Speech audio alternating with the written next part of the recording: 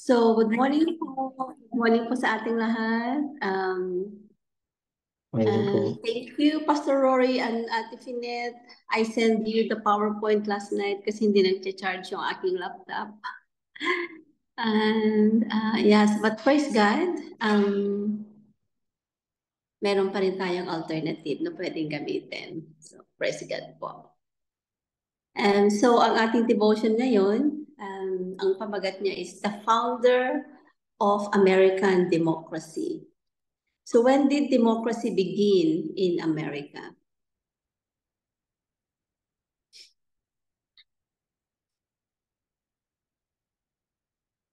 The founder of American democracy was born on July 7, 1586 in Marfield, England. His name was Thomas Hooker.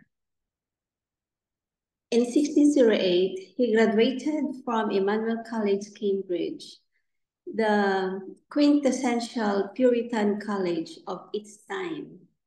3 years later, he received a Master's of Arts degree and became a lecturer at the college until 1618.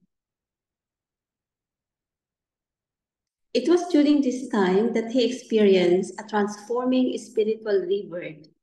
He was so excited about what had happened to him that he preached a series of sermons at the college about a conversion. Later, as a lecturer at the Church of St. Mary's in Chelmsford, he attracted attention, both good and bad. Many were drawn to his preaching and became committed followers. At the same time, the hierarchy of the Anglican Church, which at the time was halfway house between the Reformed Church and the Church of Rome, became his committed opponents. Forced to leave Chelmsford because of his Puritan views, he went to Littlebadow, which he began a school with assistance from John Eliot, later the missionary to the American Indians. In 1629, Hooker was called before the Archbishop to answer for his evangelical preaching and non-conformity to the Anglican Church. He was released under a bond of 50 English pounds to force him to appear at a later date before the Court of High Commission. A Puritan farmer became surety for him, and a group of Hooker's friends paid off the farmer. Hooker abandoned the band and escaped to Holland, where for 2 years he was an assistant pastor to the English non-conformist church at Delft. During this time, a group of his former followers from Chelmsford had agreed to the Massachusetts Bay Colony and were known as Mr. Hooker's Company. They encouraged Hooker to follow them to New England and decided to go to Massachusetts Bay, leaving at the same boat in 1633 as John Cotton, who would become teacher of the First Church of Boston and the father of New England Congregationalism. Hooker became pastor of the Church of Newtown, present-day Cambridge, Massachusetts.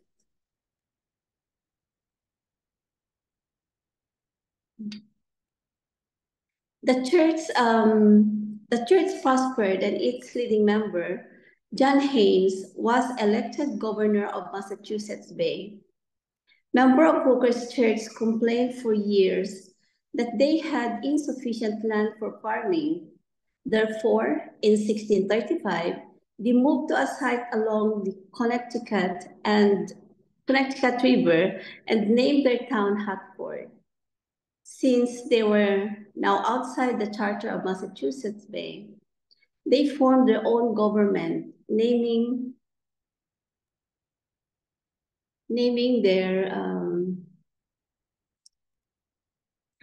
settlement Connecticut. In 1638, the General Court of Connecticut was given the responsibility of drawing up a constitution for Connecticut. The document was called the Fundamental Orders and was first written Constitution in America. As the leader of the Connecticut settlers, Thomas Hooker preached a sermon to the framers of their constitution.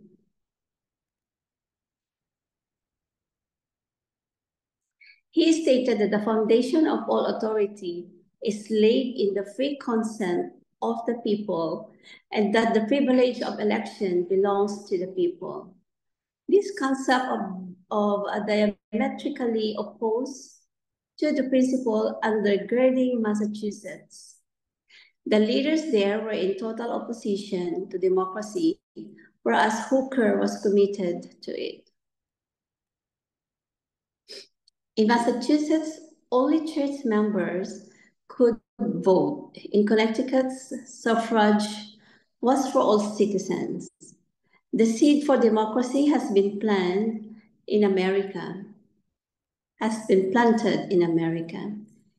In 1643, Hooker was a prime mover in organizing the United Colonies of New England, the earliest system of federal government in America. Although he had considerable political influence, above all, Thomas Hooker was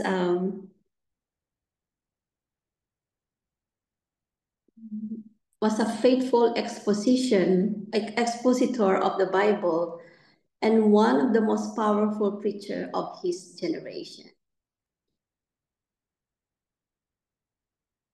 Yan po si Thomas Hooker and how did the democracy started in America. Kagaya po ng story niya, before yung members lang ng church ang pwedeng mag-vote. But then they opened the vote to all people. Let me just read the reflection po.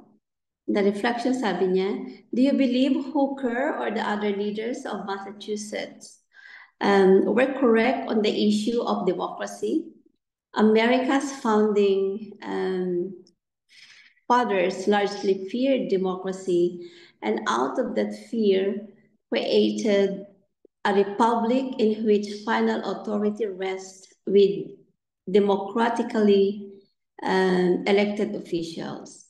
Does the Bible shed any light as to which is preferable, a pure democracy or a federal or representative form of government? And then yung verse natin, matatagpuan sa Revelation 19:6-7, sabi niya, Hallelujah!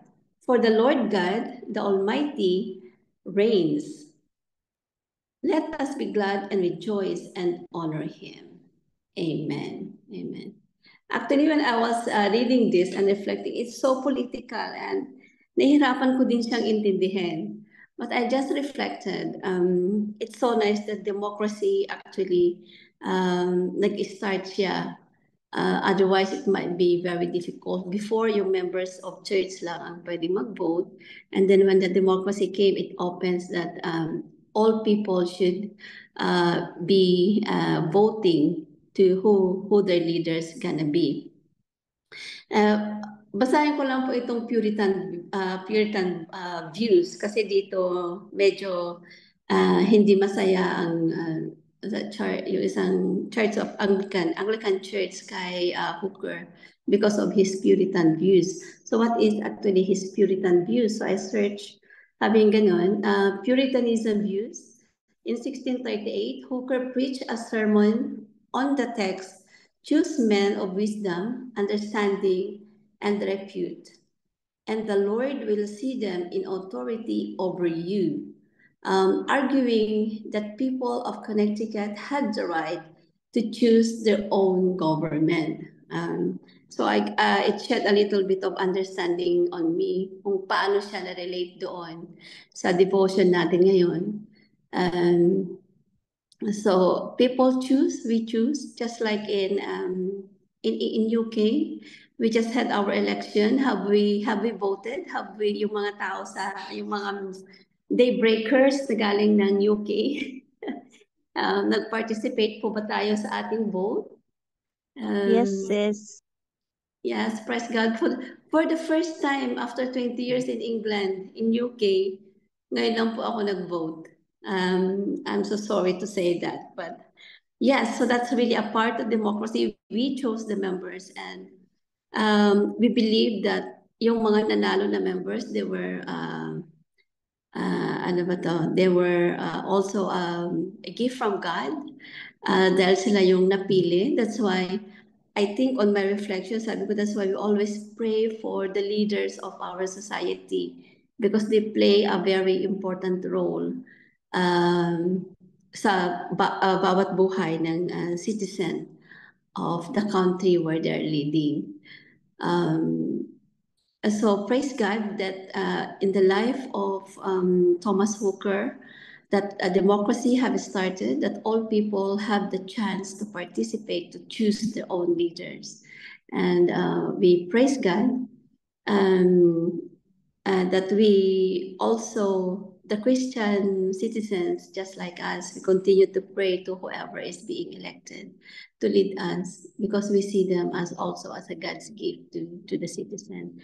We pray that God will continue guide them. But above all, sabi niya doon sa verse natin kanina,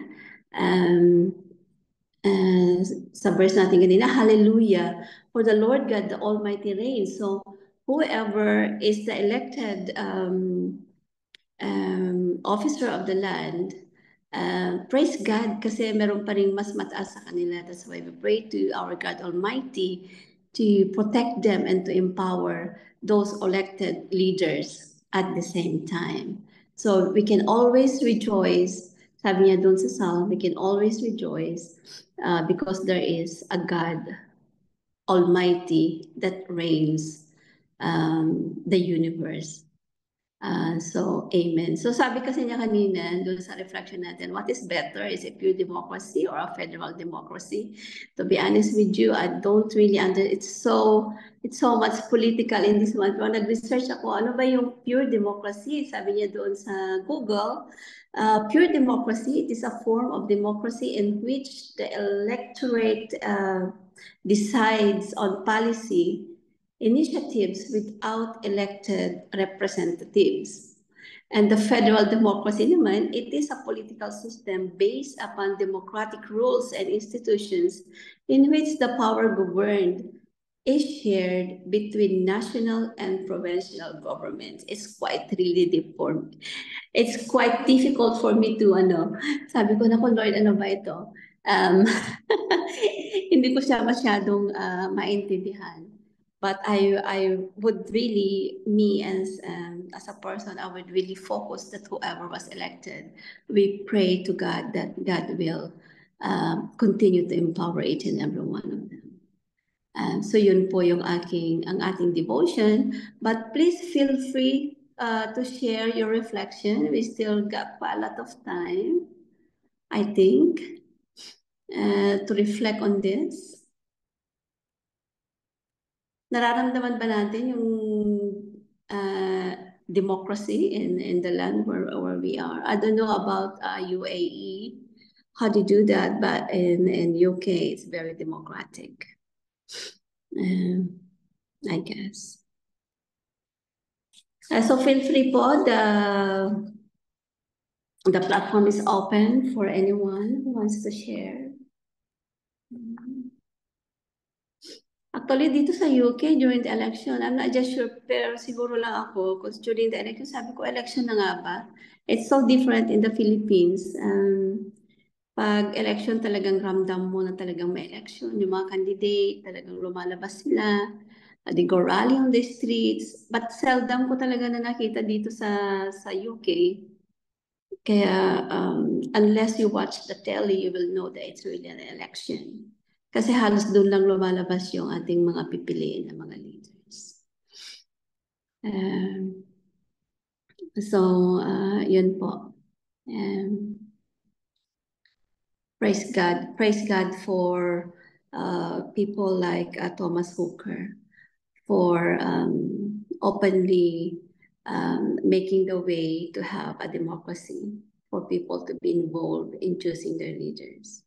And thank you for the life of each and every Christians that they continue to pray for the elected leaders of the land. And praise God. I'm giving back the floor to, I think it's Pastor Rory or Ate Pinel. Pag wala pong mag-share for reflection, we can go for prayers po. And we will pray for UK. I think Labour won sa UK. And the rest, I don't know yet.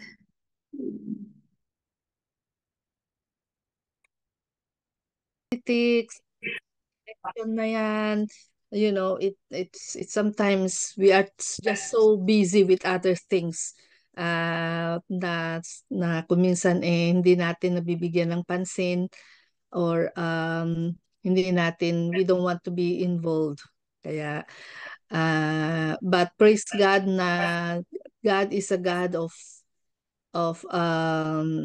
yung all areas of our lives, that He wants us to be alert and open-minded and open our eyes to what's happening around us, so that we will know how to pray as prayer intercessors, di ba? How can we pray kung hindi natin alam kung ano yung mga dapat nating ipinapanalangin sa ating Panginoon. So thank you, Sister Ruth, for this sharing. Sige po, Pastor Rory. Go ahead po. Marami pong salamat, Definite and Ate Ruth. Ito natin mong makikita, ang Diyos ay talagang kumikilos sa lahat. Sabi mo nga, Ate Finette, in many areas, ang Diyos ay kumikilos. Sometimes talagang hindi natin maintindihan, pati ba dito sa politika ay kailangan kumilos ang Diyos. Diba? Politics po kasi, ang tao. Nabanggit ko kanina yung purity at federal. Kung sa Amerika, meron silang Democrat and Republican. Ang sa atin po, dito naman po sa Espanya, napaka-tahimik lang ng eleksyon. Boboto ka lang ng isang araw and then after that, malalaman mo na mga ilang araw lang yung kung sino, o isang linggo, kung sino yung magiging leader na. Likewise, kung sa Pilipinas nga napakagulo, hindi mo natin maintindihan yung way ng politics sa atin. Ang politika, dito natin makikita paano nga naman ang Diyos kikilos inside of the politics, especially ang magiging leader sa ating bawat bansa. Dito natin makikita kung paano nga ang Diyos ay kikilos, gagalaw sa mga tao. Pero dito rin po natin makikita paano nga rin naman ang tao kumilos sa sarili niyang kagustuhan, sa sarili niyang galaw. Kung makikita ninyo yung ating pong lesson, especially sa pangunguna po ni Ate Ruth, talagang kuminsan hindi natin maintindihan why bakit tinadala tayo ng Panginoon sa kilos ng ganitong sistema. In order to understand na ang Diyos ay pumipili sa kakaibang pamamaraan.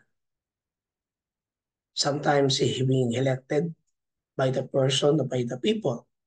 Take note, nung unang humingi ng hari ang Israelita, ay hindi ito nagustuhan ng ating Diyos. At alam po natin kung sino yung unang hari ng Israel.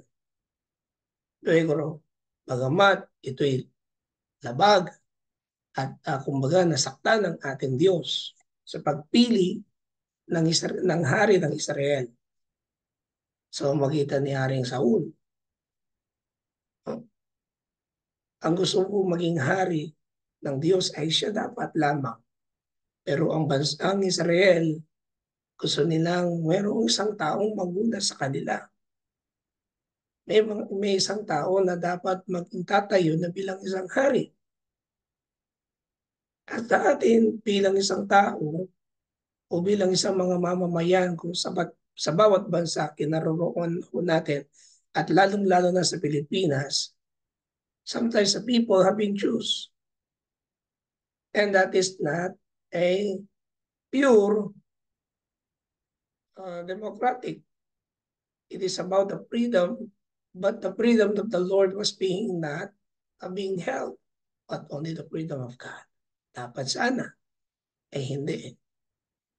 Kaya dito natin mapapansin, God wants us to learn more of all how God will be intervened and how God will be centered in many positions of our life. Kaya nga po, nung panahon na pinili ng Diyos, ang Diyos pa rin naman ang pumili kay Saul. Pero sabi po ng ating Panginoon, kailangan ninyong sundin ang bawat patakaran, ang bawat sasabihin sapagkat ito yung inyong ari. Ayon po kay Samuel. And this is on the first Kings. And that's the reason why many democracy has been abused. In abusing of their own authority, their own knowledge, their own wisdom. Nasa set aside na po yung pagkilos ng Diyos sa bawat pamumuhay ng tao. Kaya kung titingnan ninyo yung word kanina, balikan ko lang po. And then let us go back to Ate Finet for the power prayer blast. Ito, ang research po ni Ate Ruth. What is the pure democracy?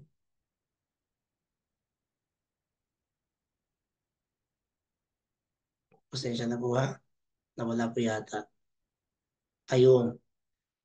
Is a form of democracy in which the electorate decided the policy initiative without elected representative. Tignan po ninyo ha.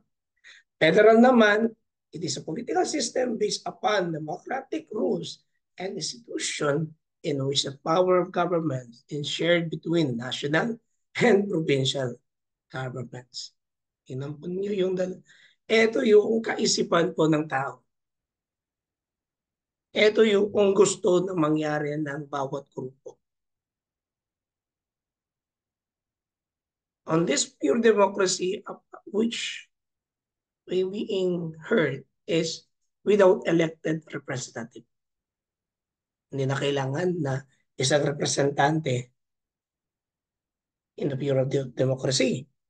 Pero kapag sinabing federal naman, kailangan tayong mamili kung sino ang mangunguna sa atin between the national and provincial. Kaya papansinin po natin sa ating mga Kristiyano, sometimes we are being decided. Dito nating pwedeng ma-implement din yung word of wisdom, word of knowledge, the WK. Which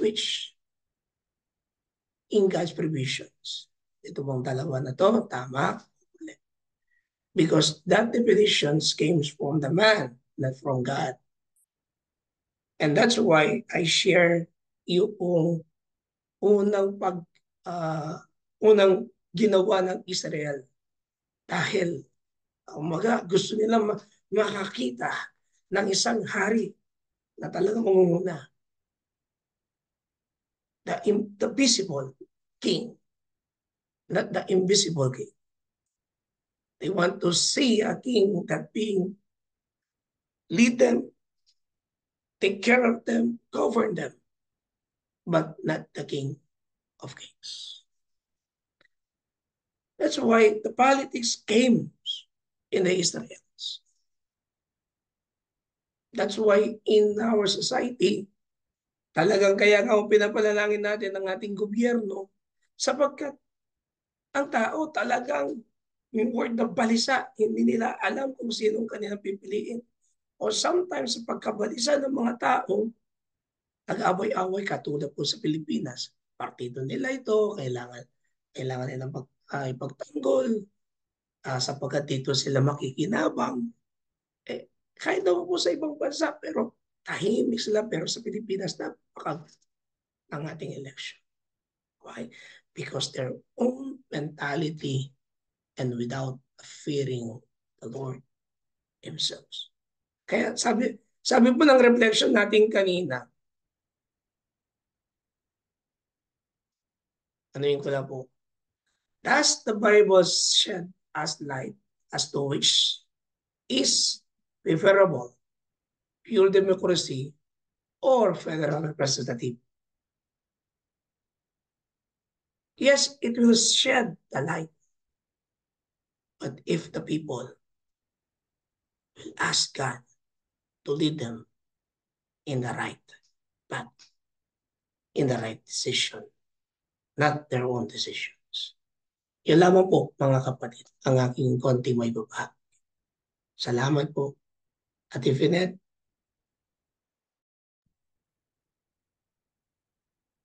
Maraming salamat. Thank you, Pastor Rory, for that additional enlightenment sa reflection po. Thank you, Sister Ruth, again, for leading us this morning.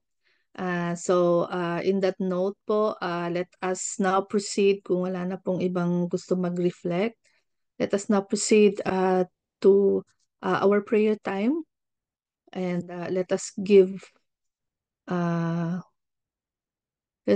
our all our prayer petitions to our God, na siya pong nakakaalam ng lahat ng mga nangyayari sa ating kalagitnaan, sa ating mga buhay.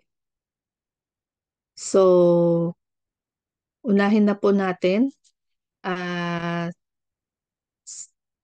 also a part of our reflection, unahin na po natin ang ating prayers for the nations and the governments. So, pinag-uusapan po natin dito yung mga politics, which is nakapaloob din po dito yung mga governments, yung mga governance ng bawat nations, ng bawat bansa. And we are in different countries. We are under different governments. So dito sa earthly government.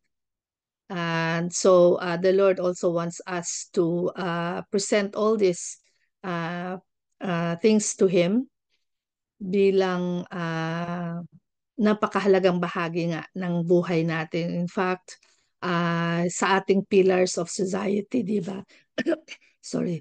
Sa 7 mountains natin, of prayer points for prayer, one of them is we are praying about for the nations and governments, diba? So kaya ganun, yun ang mandate ng ating Panginoon, kasi alam ni Lord na ang bawat buhay ng bawat mamamayan, Christians or non-Christians, ay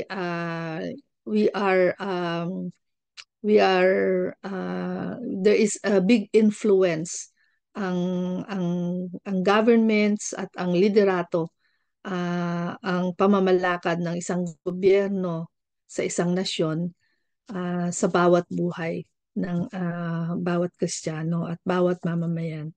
So sige po, in that note, let us continue to pray for the nations. Let's pray for Israel. Let's pray for the Hamas group, even those who are on the oppositions, those who are declaring war against nations, disturbing the peace of nations, disturbing the unity. Wag po nating ang utos sa atin ng Panginoon is to show love, diba? To show compassion. to pray and intercede for everyone. Kasama na din po dito itong mga nagbibigay ng hindi magandang mga karanasan sa bawat miyembro ng Iglesia ng Diyos at even sa buong sambayanan in general. So and let's also pray for the Philippines and China. Okay, so sige po, let us continue to pray and to plead the blood of Jesus that more Christian leaders will rise up, will come out of elections, diba? Sabi nga na pag-uusapan natin that we have the right to vote, and that sa mga ganitong pamamaraan ay tunay na it is a way of us yung upang i-declare natin ang kalooban ng Panginoon sa pamamagitan ng by praying for leaders in the government to come to faith and to acknowledge that yung leadership, yung absolute leadership, authority, and sovereignty belongs to God alone. At sila ay inilagay sa posisyon, ginagamit ng Panginoon upang yung mag-lead sa mga tao towards a government that is pure and godly kind of government, kind of leadership. So sige po mga kapatid, in that note, for 1 minute, let us all unmute ourselves and let us all join together po dito po sa ating prayers for the nations and the governments. For 1 minute, tayo pong lahat sama-sama at sabay-sabay. Hallelujah. Yes, Lord. Thank you, Panginoon, that today we have been reminded, oh God, that no matter how much we say we don't want to be involved in politics, Panginoon, but Lord, you are calling us, oh God, to understand, oh God, and to open our eyes, Panginoon, that we are a part of a nation, Panginoon. We are citizens of these earthly nations, Panginoon. That we are called, Panginoon, to show, Panginoon, that first and foremost, Panginoon, above all else, O God, we are citizens of your kingdom, O God. So help us, Panginoon, to be good influencers, O God, sa pamamagitan, Panginoon, ng aming pong mga panalangin, ng aming pong mga testimonies and sharing of God's word, sa aming pong mga buhay bilang mga anak ng Diyos. Lord, we continue to lift up to you all the nations, O God. We pray, Panginoon, for change of hearts, change of minds, Panginoon, transformation, Lord, among the leaders of the nations, Lord, but through the power of the Holy Spirit, that they will come to faith, O God, and acknowledge you, Lord, na ikaw pa rin, Panginoon, ang tunay, Panginoon, na mayroong authority, Lord. Lord, they will come, Panginoon, to see Jesus as their example, Panginoon, of their leadership, O God. Salamat, Panginoon, because we can always have hope in you, and we trust, O God, na kayo pa rin, Panginoon, Lord, ang tunay na nangunguna sa buhay, Panginoon, ng bawat bansa, bawat tao, O God. At we pray, Panginoon, that you will rise up more godly Christians, O God, who will influence and surround, Panginoon, the leaders of the nations, Panginoon, Lord. Upang sa ganun, Panginoon, ay maging maayos, Panginoon, ang kanila pong pamamalakad na ayon sa inyong kalooban, O God. In Jesus' name we pray. Amen. Amen. Okay, let's now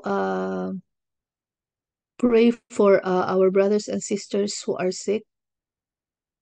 Let's continue to plead the blood of Jesus for their healing, supernaturally, instantly, fully, complete healing upon each one of them. As we know, even though we had been praying for our brothers and sisters every day, we believe that God is working. And sometimes,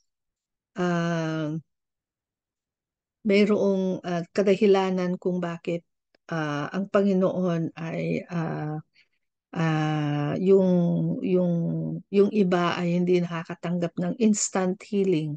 Yung iba naman it takes a while. But only God knows the reason for His delay. Meron siyang mga nais ipaunawa, meron siyang mga nais ipagawa, meron siyang mga nais baguhin sa buhay ng bawat isa sa atin. And so all we can do is to just continue, persevere in prayer until we get the full answers, the complete answers to our prayers. Because we believe that and we trust that God is a prayer answering God. Hindi pwedeng hindi niya sasagutin ang panalangin ng kanyang mga anak. Kuminsan lang, His answers do not come in forms and ways that we expect them to be. So, mga kapatid, let's continue to lift up to God in prayer all our brothers and sisters, declaring open heavens upon each one of them, for God's healing power to freely flow upon each one. Yung mga nasa prayer list po natin, and even those who are not on the list, let's include them in our prayers. So for 1 minute po, let us declare healing upon all our brothers and sisters for this prayer blast for 1 minute. Tayo pong lahat sama-sama at sabay-sabay. Hallelujah. Hallelujah. Yes, Lord. Lord, we declare your power of healing, O God, upon all our brothers and sisters who are sick. We may not be able to name them one by one, O God, but you know them. You know them by name. Alam mo, Panginoon, kung anong kanilang kailangan in areas of their lives, O God. They may be needing physical healing, emotional or psychological, Lord, even in their financial, even in their relationships, Lord, even in their spiritual life. Lord, patuloy na hipuin mo, Panginoon, bawat isa sa atin. Lahat kami, Panginoon, ay dumudulog sa inyo. Because we believe, O God, in the power of prayer, na alam namin, O God, that prayer moves your heart. Prayer moves your mighty hand. And so we will persevere, O God, Lord. And we believe, O God, that you are working. You are continuously working for the good, Lord, of all your people. For in Jesus' name we pray. Amen. Amen. Okay, so let's pray for the pillars of society, mga kapatid. And today, being it a Sunday, we are focusing on the church and the ministries.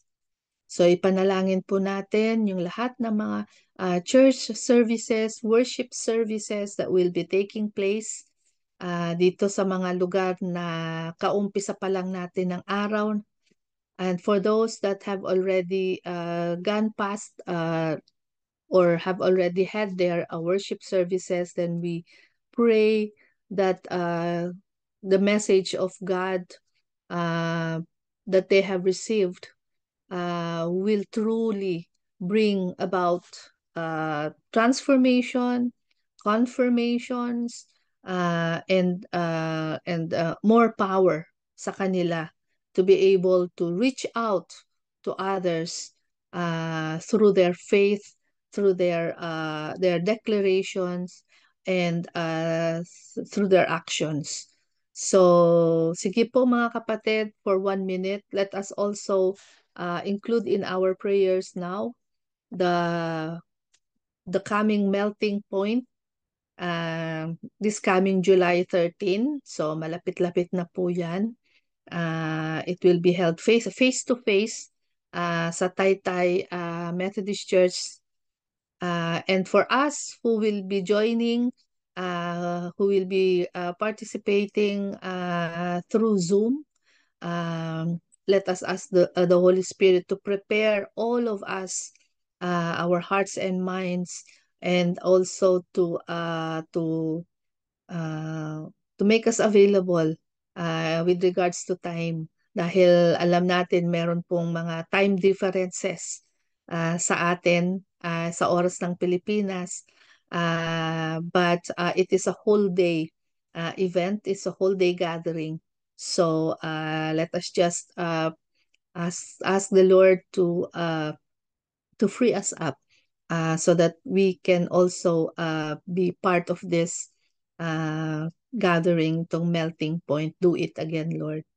And let us pray for those whom God had called to be the leaders of this gathering, yung mga prayer intercessors, yung POW, Praise and Worship Team,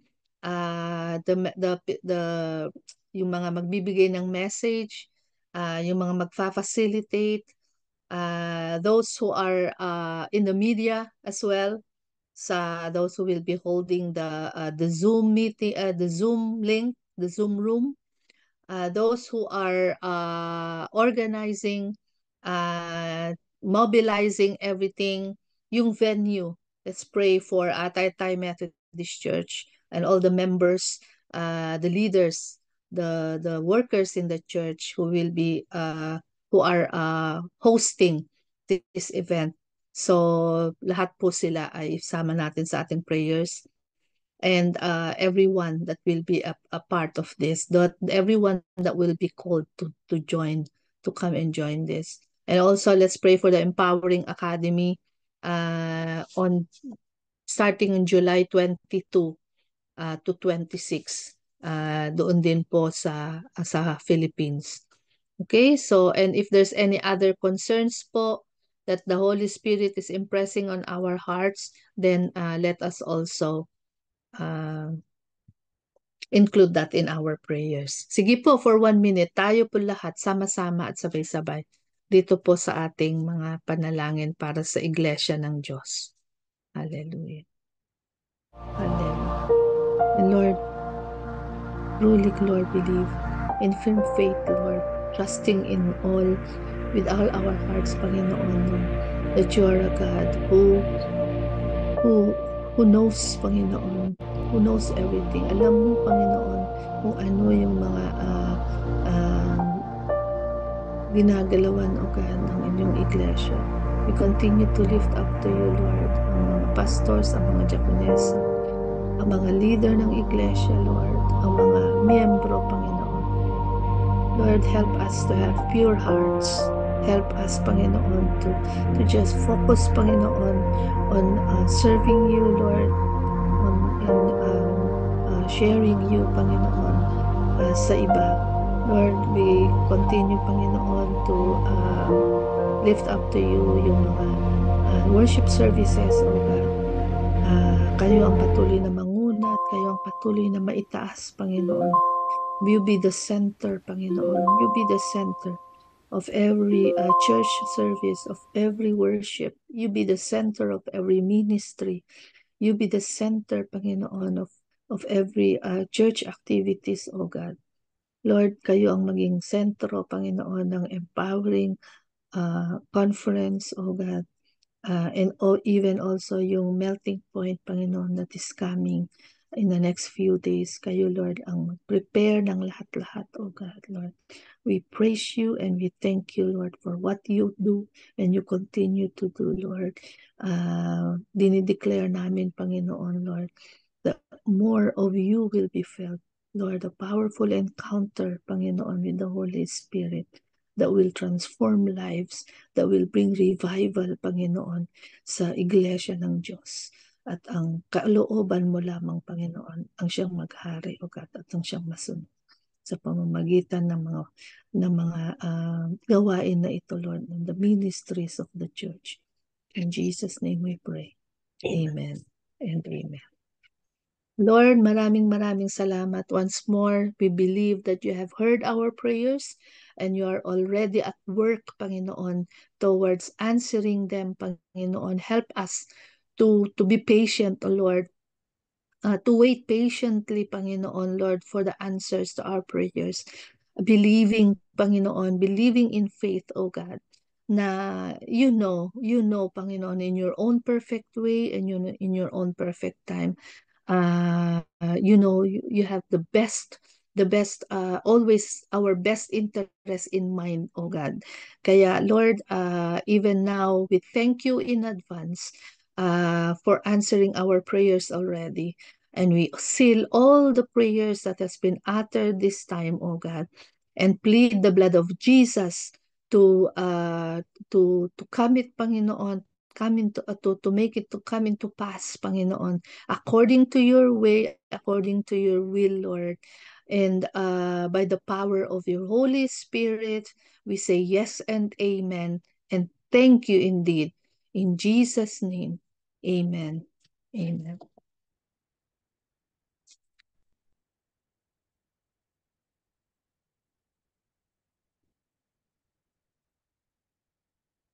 For closing prayer na po, Sister Ruth, sino po yung closing prayer and the benediction po? If Ate Rona is able po, Ate Rona, please lead us in Thanksgiving prayer. And Pastor Rory po sa benediction. Thank you po. Okay. Thank you, let's Ate. bow down our heads in prayer.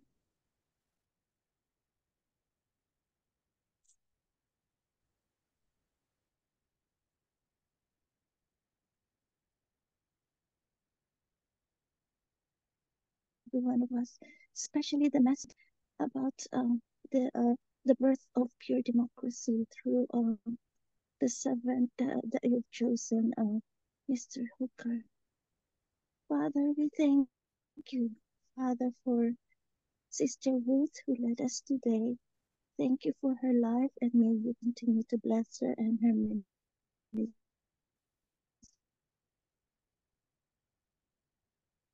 Our current masteral studies, Lord God, may you use her more for your glory. Father, we also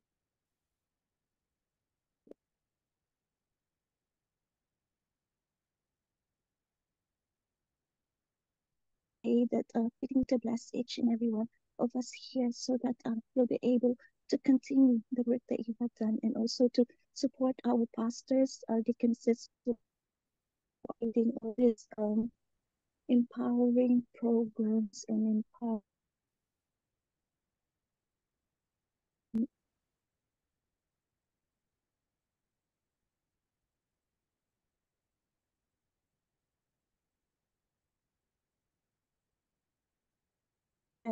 and Father, may your Holy Spirit plan for the months, Lord. Father, may you dismiss us with your love, with your peace, and joy to serve you. As we finish this devotion, Lord God, may it be a start of our service to you, service to us too. And may we be not just for our families, but also in our work and in your church. In Jesus' name we pray. Amen. Receive the benediction of our God, the Father, the Son, and the Holy Spirit.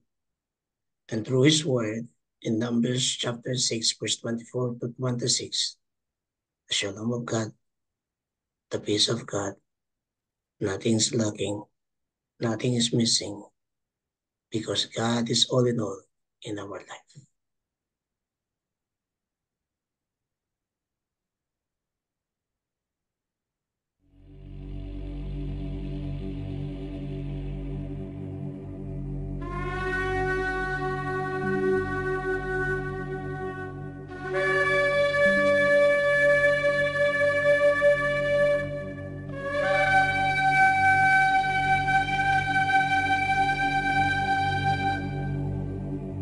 יברכך אדוני וישמרך. יאר אדוני פניו אליך ויחונקה. יישא אדוני פניו אליך וישם לך שלום.